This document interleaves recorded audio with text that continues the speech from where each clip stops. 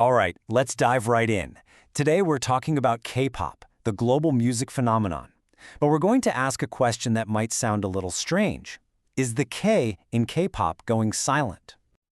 Now, this quote is what sparked this whole conversation. It's a pretty bold statement, right? It suggests that as the Korean wave, or Hallyu, sweeps the globe, something fundamental about K-pop is changing. So what does that actually mean for the music, the culture, and the fans? And that really brings us to the core of what we're digging into today. As K-pop conquers the world, is it losing its unique identity? Or is it actually evolving into something totally new, and maybe even more powerful? Let's find out. Okay, so to really get a grip on where K-pop is going, we've got to look at how it got here in the first place. Let's rewind and trace the incredible journey of the Korean wave. You know, the growth has just been lightning fast. Back in the 90s, Korean content was mostly for a home audience. Fast forward to the 2000s, and it was a huge hit all across Asia. But then came the 2010s, and boom, a full-on global explosion.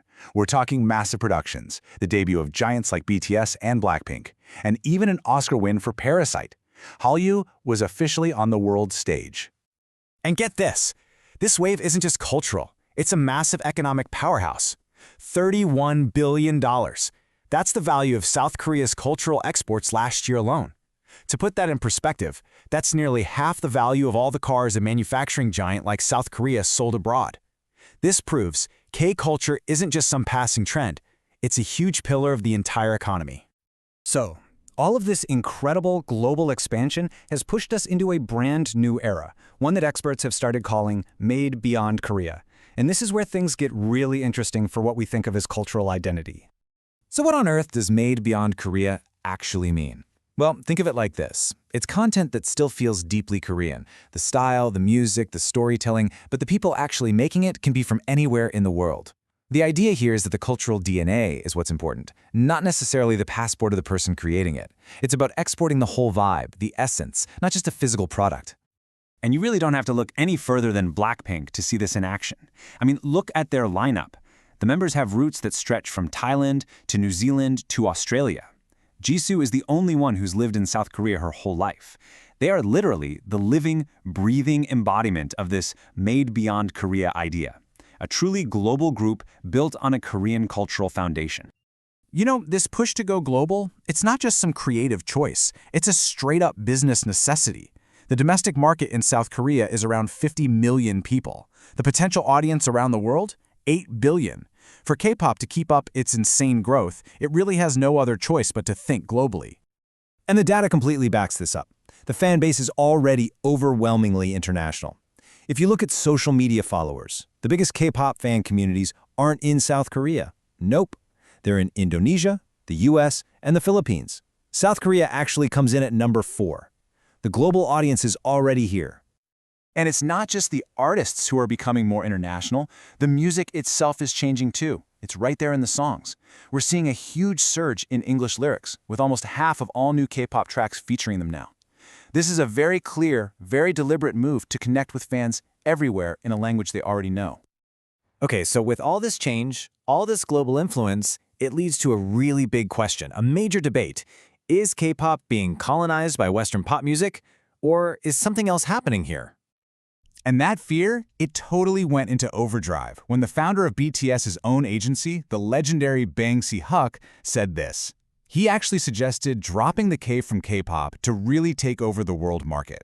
As you can imagine, that sent shockwaves through the fandom. People were worried it would just erase K-pop's unique soul.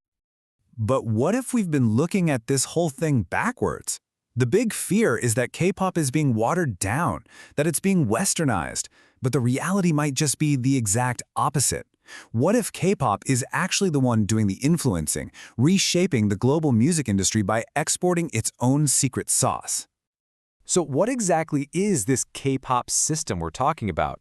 Well, it's this incredibly unique and frankly grueling artist development model. Aspiring idols, or hopefuls, go through years, sometimes a decade, of intense, structured training. I'm talking singing, dancing, languages, media training, everything long before they ever get to debut. It's a proven formula for creating these perfectly polished superstar performers time and time again. And that kind of quality control is exactly why the global music industry is now taking notes. And if you need proof that the influence is flowing out of Korea, not the other way around, just look at this number. It's staggering. On YouTube, for every 1 fan in Korea watching an international artist, there are 17 fans outside of Korea watching a Korean artist. K-culture is a global magnet, plain and simple. So, where does this all leave us? What does the future look like? Well, it seems like the next chapter for K-pop, and maybe for global culture in general, isn't about one culture dominating another. It's about creating something new altogether, a cultural hybrid. And this isn't some far-off future idea. It's happening right now. Take the animated series K-pop Demon Hunters. It's a perfect example. You've got a Western-style story, told in English, but it's set in Seoul and stars animated Korean characters. It's this perfect blend of a North American perspective with a Korean soul. And believe me, this isn't just a one-off thing. The biggest names in the business are placing huge bets on this hybrid future. When you see giants like Warner Bros. Discovery teaming up with Korea's own powerhouse, CJ that's a massive signal that this kind of international collaboration is the way forward. So, at the end of the day, maybe it's all about how you look at it. Instead of seeing global success as a threat to being authentic, maybe we should see it as a sign of incredible strength. Being able to connect with people all over the planet isn't a problem. It's a privilege. It's a superpower. And that really leaves us with one last big question. K-pop has essentially written the playbook for how to export a cultural system and create something new and global. So it just makes you wonder, who's next? What's the next culture that's going to ride this wave and go hybrid? Thanks for tuning in.